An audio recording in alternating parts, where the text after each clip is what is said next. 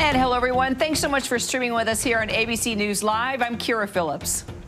And I'm Terry Moran here at the White House. Millions of travelers around the world will not be able to receive a visa to get to the United States if they've received Russia's Sputnik 5 vaccination. We'll have more on that. But whereas a big day for administration up on Capitol Hill, White House 2 just responded to today's hearing on Afghanistan. We'll bring you those details in just a moment.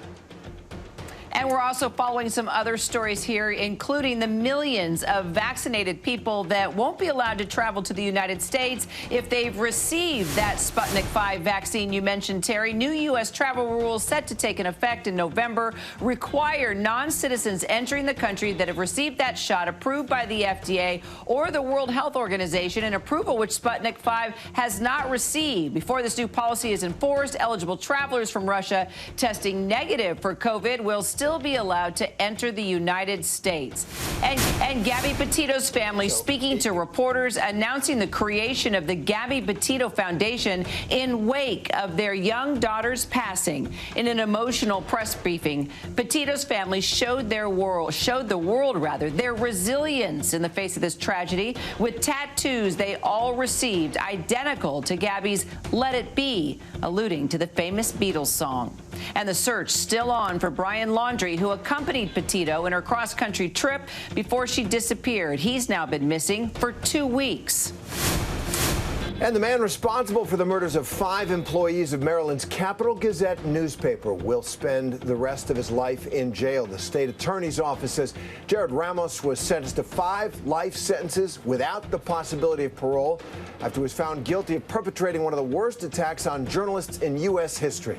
Ramos entered the newspaper's offices in 2018, and he opened fire, killing 5 people. They're injuring 2 others. He pleaded insanity, but that attempt was denied by a jury.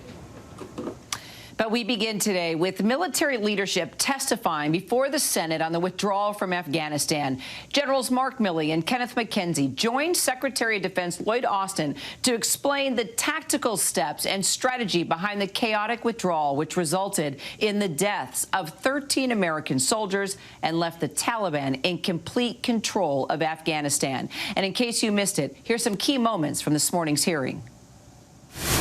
Over the course of our nation's longest war, 2,461 of our fellow Americans made the ultimate sacrifice, along with more than 20,000 who still bear the wounds of war, some of which cannot be seen on the outside. In the fall of 2020, my analysis was that an accelerated withdrawal without meeting specific and necessary conditions risks losing the substantial gains made in Afghanistan, damaging U.S. worldwide credibility, and could precipitate a general collapse of the ANSF and the Afghan government, resulting in a complete Taliban takeover or general civil war. That was a year ago. I recommended that we maintain 2,500 troops in Afghanistan. And I also recommended earlier in the fall of 2020 that we maintain 4,500 at that time. Those are my personal views. I also have a view that the withdrawal of those forces would lead inevitably to the collapse of the Afghan military forces and eventually the Afghan government. It is clear, it is obvious, the war in Afghanistan did not end on the terms we wanted, with the Taliban now in power in Kabul. The President of the United States unequivocally said, any American who wants to come home, we'll get you home. We're going to stay and get them out. The President of the United States, our Commander-in-Chief, did exactly the opposite. Now, I think you were right, General Milley, when you advised that our credibility would be damaged. Our credibility has been gravely damaged, has it not, General Milley? I think that our credibility with allies and partners around the world and with adversaries is being intensely reviewed by them to see which way this is going to go. And I think that damage is one word that could be used, yes. When we consider what happened to the Afghan military, you have to consider it linked, completely linked to what happened to the Afghan government. And when your president flees literally on no notice in the middle of the day, that has a profoundly debilitating effect on everything else. Let's take a deeper dive now with former U.S. Army Ranger Jericho Denman, ABC News contributor and former deputy director of the Counterterrorism Center at the CIA, Darrell Blocker, ABC News senior foreign correspondent Ian Pannell, and also senior fellow at New York University Center for Global Affairs and fellow at the Center for International Cooperation, Rina Amiri. Terry, let's go ahead and start with you since you're at the White House. You were just at that briefing moments ago. How did the White House respond to today's hearing? Well, they were prepared. Jen Psaki came in knowing that she was going to face a barrage of questions on what we were just listening to, which is the contradiction in what senior military officers are now telling the country. The chairman of the Joint Chiefs of Staff, the head of CENTCOM, the commander of CENTCOM, which is the command in the region, and both of them saying that the commander on the ground, General Scott Miller in Afghanistan, all said keep 2,500 troops in Afghanistan. The president had told George Stephanopoulos in an interview, no one said that to him, that in fact his commanders were split. And so I asked Jen Psaki, White House press secretary, if the president says their commanders were split, who exactly was telling him it was okay to withdraw all those troops? Take a listen. The president said his military commanders were split. We now know that the chairman of the Joint Chiefs of Staff, General Milley, the head of CENTCOM, General McKenzie, and the commander on the ground, General Miller, all recommended that the president keep 2,500 troops. So who in his military advisors told him it'd be fine to pull everybody out? There were recommendations made by a range of his advisors, something he welcomed, something he asked them to come to him clear-eyed about, to give him candid advice. What is also clear, though, and I'd also note again what Secretary Austin said today, is that was not going to be a sustainable over the long-term troop presence. We were always going to look at escalating the numbers, at potentially going back to war with the Taliban, at risking casualties. That was not a decision the president was going to make. But of course, he welcomes advice. He welcomed advice. Ultimately, it's up to the commander-in-chief to make a decision. He made a decision it was time to end a 20-year war. So you heard there, I didn't really get an answer to the question. Which military commander, with what kind of responsibility, told the President of the United States, yes, pull all American troops out of Afghanistan, that we can manage, when the three commanders in the chain of command, the commander on the ground in Afghanistan, General Scott Miller, the commander of CENTCOM, General McKenzie, and the commander of the chairman of the Joint Chiefs of Staff, General Milley, all said, no, we need to keep 2,500 troops. No answer there. Republicans are saying the president has been lying to the American people. It's clearly a difficult situation for the president and the White House because the withdrawal did not go well, and it was clearly against the advice of the senior commanders. So, Jericho, was there a tactical disconnect between troops on the ground in leadership? And did Biden ignore the advice he was getting from his top military brass? Absolutely. From different sources I have within the DoD right now, that they knew that this collapse was inevitable if we proceeded on with the course of action of pulling out by the date that we did. So should Biden have listened to his military commanders? Absolutely. I think it's a question of, what do we have the will to do as a country? We keep bringing up casualties and forever war and these other buzzwords, but at the end of the day, we still have troops in Germany. These things take a long time. It didn't necessarily mean that we would be there fully engulfed in a war, but we could have stayed there in a capacity that supported the ANDSF and made them set up for success so that this collapse didn't happen quite so fast. And yeah, would it have been indefinite? Absolutely. But as I said, these are the things that we have to do kind of as a nation. If we expect, to nation build, it takes time, and our attention span can be called into question if we're calling 20 years forever. Darrell, let me get to you on this question. So the president has said, and Jen Psaki today said in the press briefing, that if we had kept troops in Afghanistan, it would have meant reigniting of the conflict of the war with the Taliban. We would have had to send more troops in to handle that. Do you agree with that assessment? And how do you read what's happening here?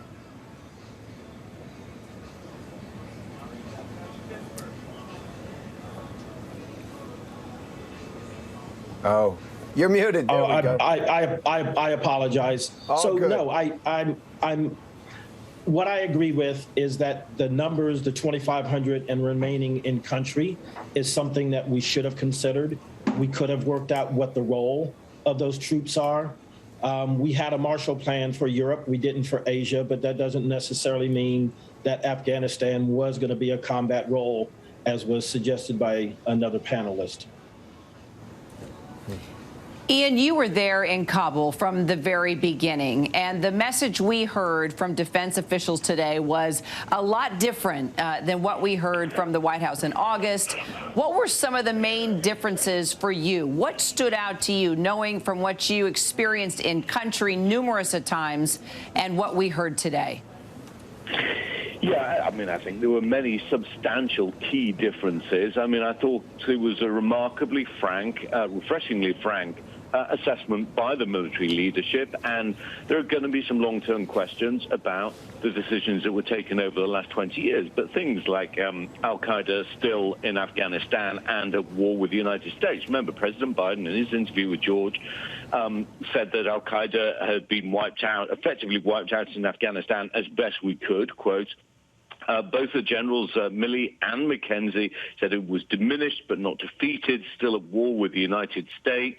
The White House obviously seemed very surprised at the collapse of the Afghan forces, saying that this was nothing that anybody could have predicted. Well, obviously, we know that there were predictions that could have happened, even though there were key differences on the timescale. But I think what we heard today, which again was very honest and certainly chimes with what we saw on the ground, was the impact of the Doha Agreement. And, of course, a lot of the blame is being put on the Biden administration, but the generals were sharing the blame also with the Trump administration, which was, of course, the one that signed that deal back in February 2020 with the Taliban. And the generals made it clear that the Taliban only really abided by one element of that agreement. Why weren't they held to account by both administrations? But they talked specifically about the impact that the Doha Agreement had specifically on Afghan forces. And when I visited, this was back in April, May, remember President Trump originally set a deadline for withdrawal of May the 1st. When we went up to the training center, which is just on the outskirts of Kabul, you could see how disillusioned people were. The troops were coming up to us on the sidelines saying, who's going to fight with us when the Americans leave? And I think it was a failure to see what the impact of this relatively small number of U.S. troops, but obviously a much more significant air support, was having on the morale of Afghan forces. Yes, there was clearly a failure of training in a number of ways, but I think significantly, as your guests have already alluded to, it was a small number of troops that were effectively propping up the entire edifice of the Afghan government and the Afghan military, and to suddenly yank that away, I think the military leadership were fearful that it would have this kind of impact, and certainly politically, I don't think that the White House were ready to acknowledge that. And Rena, you hear Ian talking about just morale and fear. You know, how does Afghanistan even move forward now without any U.S. help whatsoever? I mean, what is this going to mean for women and girls in Afghanistan and those that are living there now truly fearing for their lives underneath the Taliban? Thank you. I very much agree with Ian's assessment that the architecture for this was set in the Trump administration with a very flawed peace agreement, which was really about timelines rather than conditions. And the population is left in a huge predicament. There are over 18 million people facing starvation. By next year, there's an assessment that 97% of the population could fall under the poverty line, because the entire economy has collapsed with the unconstitutional takeover by the Taliban, and by the fact that they have 20 sanctioned individuals, creating huge legal, logistical, and ethical dilemmas for the international community that wants to prevent the population facing further adversity, yet at the same time having enormous difficulties squaring that circle in terms of how to get aid in. And women, of course, bear the brunt of that.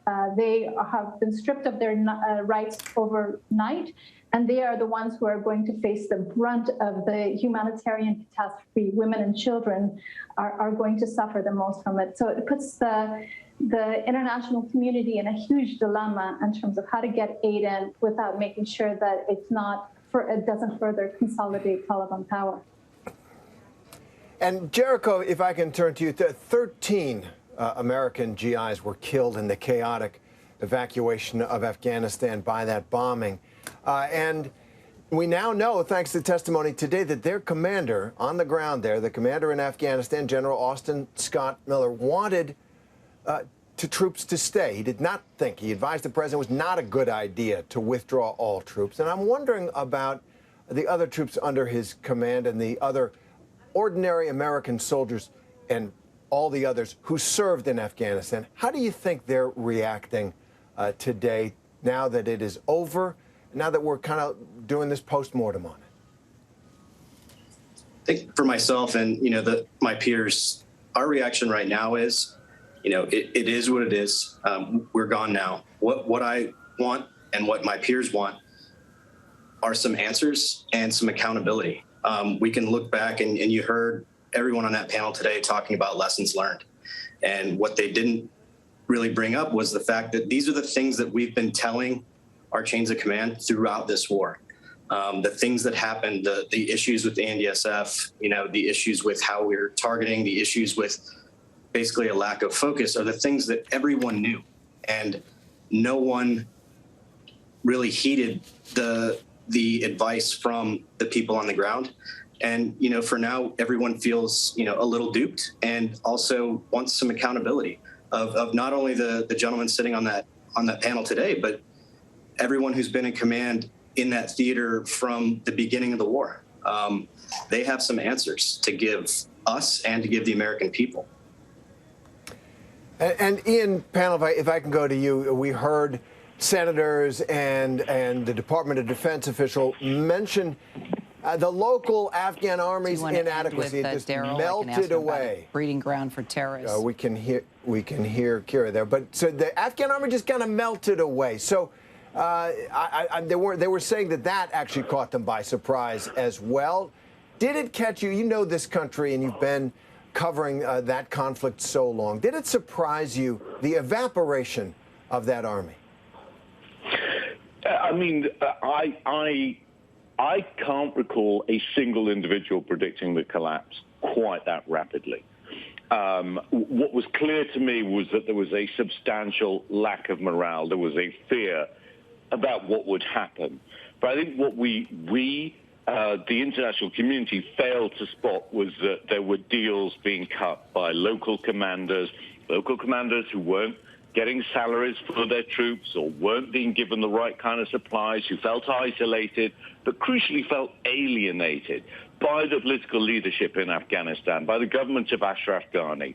I mean, I think the thing that I found many things surprising today was the failure to understand that many of the people that we, the international community, got into bed with were seen as corrupt individuals by the Afghan population, many of whom voted with their feet. You have to ask yourself, why were the Taliban so successful in the north of the country, which was always the seat of the strongest resistance to the Taliban originally? And part of the answer for that is they were no longer interested in the old warlords that we had empowered. These are the people who enriched themselves off the back of the money that came into the country. That the people didn't see that money. They didn't agree with the political leadership. They found Kabul was very alienated, didn't represent them. I saw this down in Helmand, the Afghan National Police behaving badly to the local population. In other words, we allowed the right kind of conditions to develop on the ground for the Taliban to prosper. And that's what I saw repeatedly, embed after embed, throughout the surge, throughout the 2000s, and then the 10 years that kind of followed was you could see why the Taliban were managing to gain ground is because the people that we were working with, not the Afghan troops on the ground, because I don't think it's fair to say that they just simply ran away. Of course, some of them did, but who wants to criticize the young soldier who's only there for the money, does not really have a stake in this fight, for deciding, what, I'm not willing to stand and fight and die for this. I'm either going to cut a deal, or if I'm given the opportunity to walk away, then I'm going to take that. It's a failure of leadership. I think it's a failure on the strategic level to see the people that we got into bed with were the wrong kind of people, and we allowed this environment to develop one that was kind of diseased in many ways, and the Afghan people saw it for what it was. That's so interesting, Ian. We engaged in nation building, and the nation we built failed its own people. Ian and Daryl and Rena and Jericho, thank you very much for that discussion and your insight on this. Thanks. Well, Republicans up on Capitol Hill, down Pennsylvania Avenue from here, they're pouncing on today's testimony. They're calling President Biden a liar and saying that, in fact, he was advised to keep troops on the ground. We've heard that under oath today. So joining me now to talk about the political implications of all this, ABC's political director, Rick Klein. So, Rick, first, Republicans are pointing to George Stephanopoulos' interview with President Biden last month and saying that today's testimony proves the president was lying. So let's listen to what the president actually told George. So no one told, your military advisors did not tell you, no, we should just keep 2,500 troops. It's been a stable situation for the last several years. We can do that. We can continue to do that. No one said that to me that I can recall. I recommended that we maintain 2,500 troops in Afghanistan. That's pretty stark, Rick. So how is the White House framing this? I heard a little bit of it, in the briefing today. And more important, how damaging is this to the president, do you think? Yeah, two key points that the White House is making. One is that earlier in the interview, he said that he was presented with a range of different options and that military advisors were split on the question. The other key point that Jen Psaki made in the briefing room, Terry, that you were just in a few minutes ago, is that no one said that 2,500 was a long-term solution. That's how President Biden apparently interpreted that question from George. But the soundbite juxtaposed with the testimony today is quite damaging. And I think in the context of this moment and the president's credibility, this is a bad turn of events for the White House. There's going to be more testimony tomorrow in the House with these same people talking in more detail, so we're going to hear it again. And we have seen the president's approval rating slide along with his disapproval around this Afghanistan issue in particular. And you saw, I think, today in the testimony, it wasn't just Republicans jumping on this apparent contradiction. It was Democrats quite disappointed with the end stages in Afghanistan. And even though this is more than a month removed now, and the news cycle moves on in so many different ways, a lot still to know about how the American intelligence calculations were so catastrophically wrong. And all this, Rick, comes, as you well know, at this critical week for the Biden agenda and really for the Biden presidency, with that big infrastructure bill coming up for a vote, as well as that very large $3.5 trillion bill on social spending. They call it human infrastructure, all really coming down to the wire.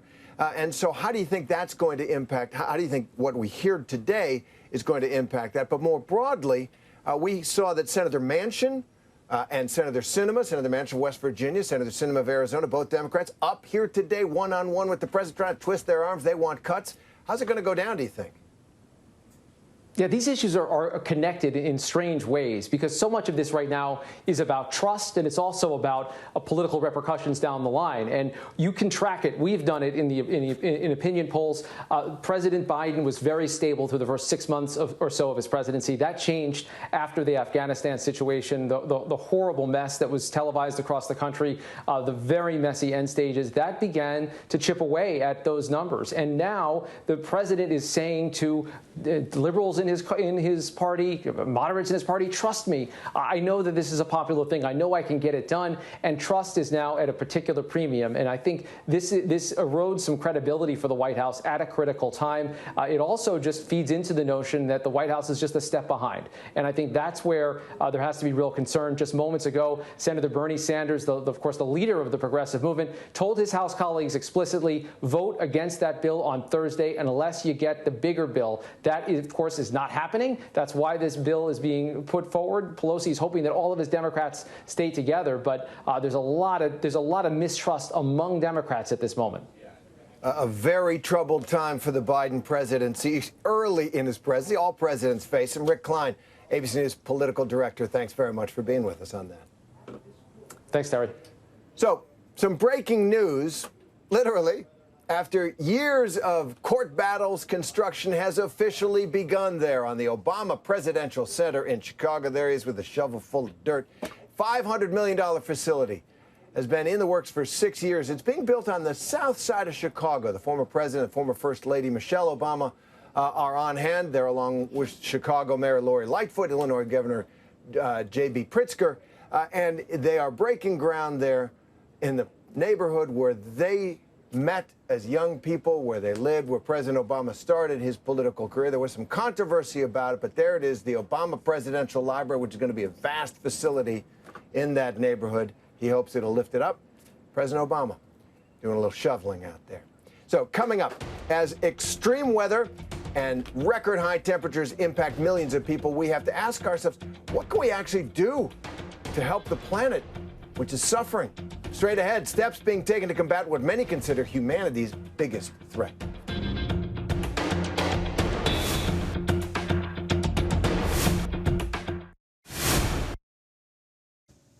And welcome back. You are watching ABC News Live. You know, over the past year, we have seen a rise in life-threatening flash flooding from Germany to right here in New York City. Wildfires in Siberia, Turkey, Greece, Canada, and of course in the American West. Extreme weather events and record high temperatures continuing to make headlines, impacting millions of people.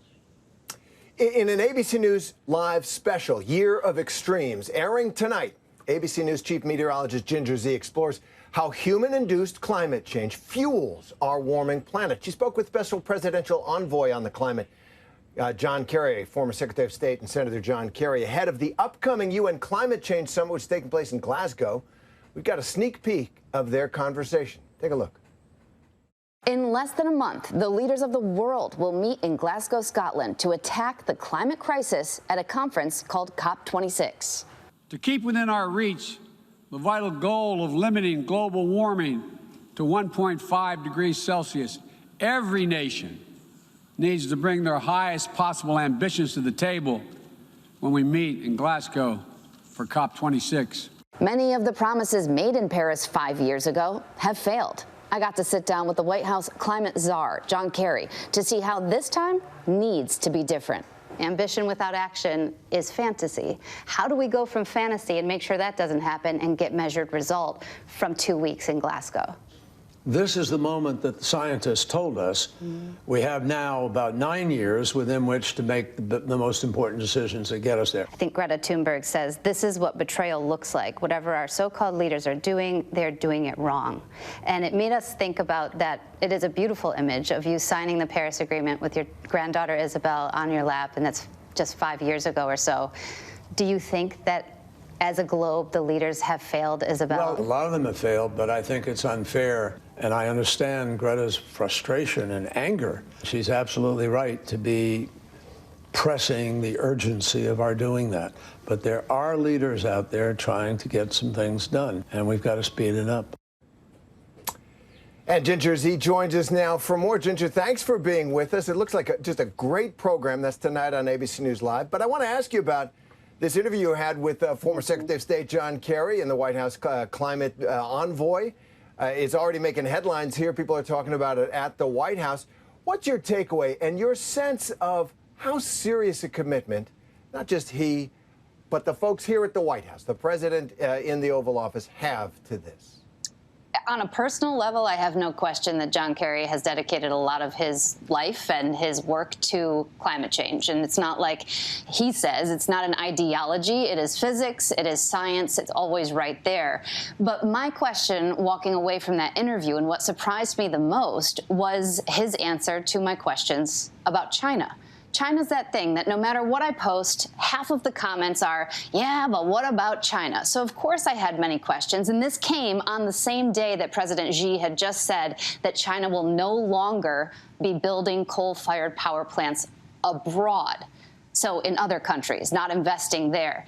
But when I went to him, and what was surprising was John Kerry that day was not just diplomatic, but almost congratulatory to President Xi and to China, which, yes, it is a noble idea to not be investing in other countries and hoping to help them in developed ways. They didn't give any timing on that. And in the meantime, they've got dozens of new coal-fired power plants planned or being built currently in their own country. So when we see numbers like a country like China saying, yep, we're going to be carbon neutral by 2060, and we're going to do that by adding coal-fired power plants, it just doesn't add up. So I got to ask him about that because a lot of folks feel like, well, hey, they're doubling our greenhouse gas emissions. Even if we do our very best, are we doomed without China? And that's something I get to ask him and get some answer on. Well, Ginger, climate change is definitely an issue that's very near and dear to your heart. We talk about it all the time with you. Tell us about your special tonight, what we should expect, and just how important it is for us to shed light on this issue. We need those leaders like John Kerry and the rest in the world because we can't do this big urgent push without them. But we do have agency ourselves. And we get to speak to Gavin Schmidt, a senior climate advisor for NASA. This is a climate scientist that's been working on it his whole entire life. And I found some real solace in speaking with him. Number one, he rode there to our interview on his bike with his daughter in tow. And we sat and talked about how these events that we've seen meteorologically are not surprising. 24 hours before Ida happened in the Northeast and people died in Queens, the National Weather Service said life-threatening catastrophic flooding. We know this is coming, not just days in advance, but as a climate scientist, Gavin Schmidt is not surprised by these events either because they've been in the climate models. And I think that tonight the feeling, along with the urgency you'll get in the special, is something that I found in a quote after, and I wish I would have had it before, but this is from F. Sherwood Rowland, who won the Nobel Peace Prize, a chemist, back about the CFCs and working on the ozone layer. He says, what's the use of having developed a science well enough to make predictions if in the end all we're willing to do is stand around and wait for them to come true? And I think that's hits me so hard in that we know it's the doing. And that's what we hear from all these, especially the youth climate activists. Even today, there were new headlines coming out. And it is generational, Ginger, but we have to do it together. And you get the sense like maybe there's some momentum here. This recent UN report, a lot of people noticed the UN climate report warned of a, quote, code red for humanity. First, what does that mean? And do you think that it can spur more action, or is it too late? I asked Gavin Schmidt that, too, because I used code red for humanity. I said a lot of people will be critical if I don't say climate crisis because we need to. And he said, listen, words don't matter. It doesn't matter what you and I say. It doesn't matter what we call it. It matters what we do. And those actions, like I had said to John Kerry, without action, we make it fantasy. We have to individually take that agency and responsibility, but also know that we have a vote, not just for our leaders, but a vote with our dollar. A lot of people will say, I feel doomed without these other countries coming on board. Are you supporting the countries that are doing it right? Are we, with our dollar, being able to go through and say, you know what, this means a lot to me and I want this to change? So there are things we can do. And I hope that President Biden, using those words, highest ambition, doesn't end in just ambition. I hope that they come with serious plans and with the money. And I found today it was the Youth for Climate, there's a big conference happening in Milan with all the young people. And Vanessa Nakate, who's a climate activist out of Uganda, another thing she said is, no more empty conferences, show us the money. And I think that's the other thing is after Paris, one of the big ones that was a big F for failure was the financial part, the follow through of the biggest countries in the world that have the money to do these things, don't always do them themselves, but also aren't helping other countries who will need that help. Those are the things that have to be on the very difficult checklist at COP26. All right, another shout out to you, Ginger, here on ABC News Live. You do a weekly series focused on climate change titled It's Not Too Late. So is it not too late? And what have you found in your reporting that maybe might surprise our viewers? When I was walking back to the set today, I heard some of your writers and producers talking, and I'm pretty sure they did not know that I was passing by. And I heard them that they were writing or kind of talking about this question, it's not too late. And they said, well, isn't it too late? Like, shouldn't we say that to her? And in some cases, it is too late. But that doesn't mean in a lot of these cases, and a lot of the reports that I've done, the things that we've done are not reversible. It doesn't mean that we just stop and say, well, throw up our hands, here's the end of it. Because listen, the planet's going to be fine. The planet's going to take care of itself. No more save the planet.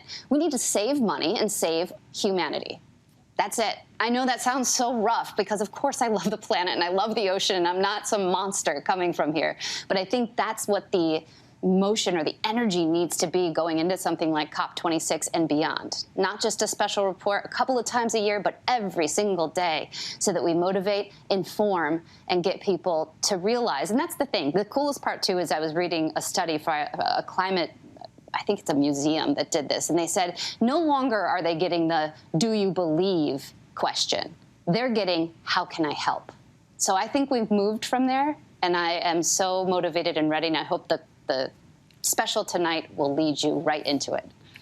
You're motivated and ready every single day, Ginger. That is for sure. ABC News Chief Meteorologist Ginger Z, also our climate change specialist, our true environmentalist. You can find out more on what's happening to our planet. Check out the special tonight, ABC News Live, Year of Extremes. That's tonight, 8:30 p.m. Eastern, right here on ABC News Live. And it's available also to stream on Hulu. Ginger, thanks.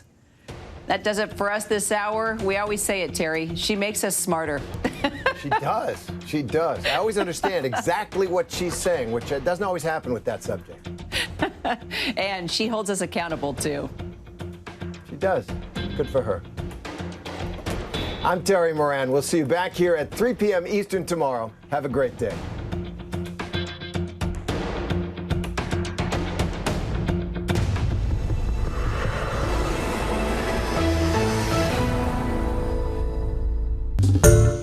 Hi, everyone. George Stephanopoulos here. Thanks for checking out the ABC News YouTube channel. If you'd like to get more videos, show highlights, and watch live event coverage, click on the right over here to subscribe to our channel. And don't forget to download the ABC News app for breaking news alerts. Thanks for watching.